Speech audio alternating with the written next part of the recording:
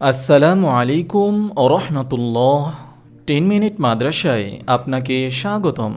নামাজের কোন সময় কোন উপকারিতা জেনে নিন। নামাজ হলো মুনাজাত বা চুপি চুপি কথা বলা। মুমিন বান্দা আল্লাহর সঙ্গে ভাব বিনিময় করেন এই নামাজের মাধ্যমে। নামাজে বান্দাকে আল্লাহ তাআলা বিভিন্ন পুরস্কৃত করে থাকেন। এটা প্রায় সব মানুষেরই জানা কথা, তারপরও আমরা অনেকেই নামাজ হতে বিমুখ। নামাজ স্বাস্থ্যের জন্য অনেক উপকারী এই কথা অনেকেই জানি, কিন্তু নামাজের কোন সময় কি কি উপকার তা হয়তো জানি না। নামাজ 5 ওয়াক্ত, দিনের 24 ঘন্টার 5টি সময়ে নামাজ আদায় করা হয়।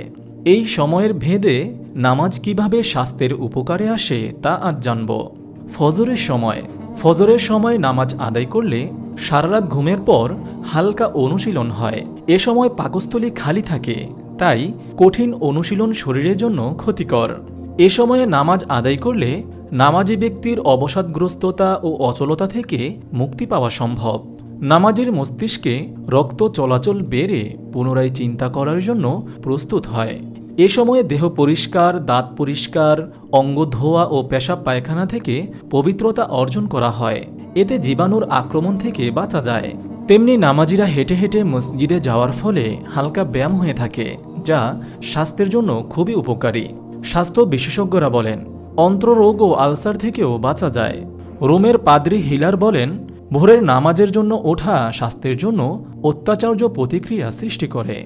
জোহরের সময় মানুষ জীবিকার জন্য সকাল থেকেই বিভিন্ন কাজ করে থাকেন।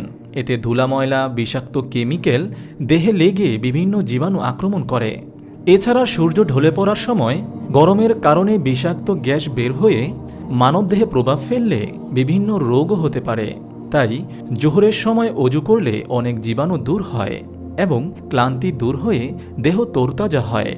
নামাজ আদায়ের ফলে এই গ্যাস শরীরের প্রভাব ফেলতে পারে না, ফলে দেহ বিভিন্ন রোগ থেকে বেঁচে যায়। আসরের সময় পৃথিবী বৃত্তীয় ও লম্ব দুই ধরনের গতিতে চলে। যখন সূর্য ঢলতে থাকে তখন পৃথিবীর ঘূর্ণন কমতে থাকে, এমনকি আসরের সময় একেবারেই কমে যায়। এ সময় রাতের অনুভূতি প্রবল হতে থাকে ও প্রকৃতির মধ্যে স্থবিরতা এবং অবসাদগ্রস্ততা প্রদর্শিত হতে থাকে। আসরের নামাজের সময় অবচেতন অনুভূতির শুরু হয়।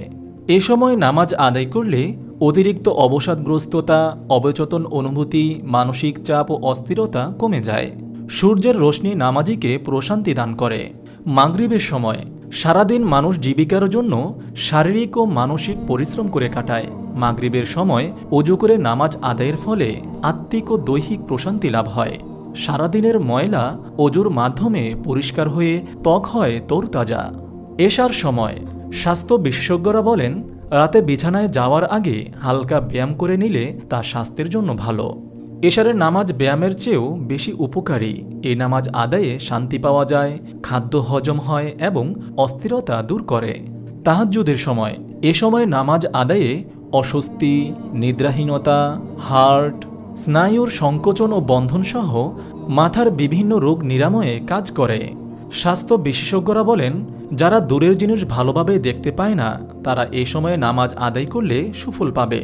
এছাড়াও এ সময়ে নামাজ আদায় করলে বুদ্ধি, আনন্দ এবং অসাধারণ শক্তির সৃষ্টি হয়, যা নামাজিকে সারাদিন উৎফুল্ল রাখে। আল্লাহ তাআলা আমাদের সবাইকে 5 ওয়াক্ত নামাজ সঠিকভাবে সঠিক সময়ে আদায় করার তৌফিক দান করুন, আমিন। আপনি যদি এরকম ভিডিও আরও পেতে চান তাহলে এই চ্যানেলটি সাবস্ক্রাইব করে পাশে রাখা বেল আইকনটি অন করে দিন।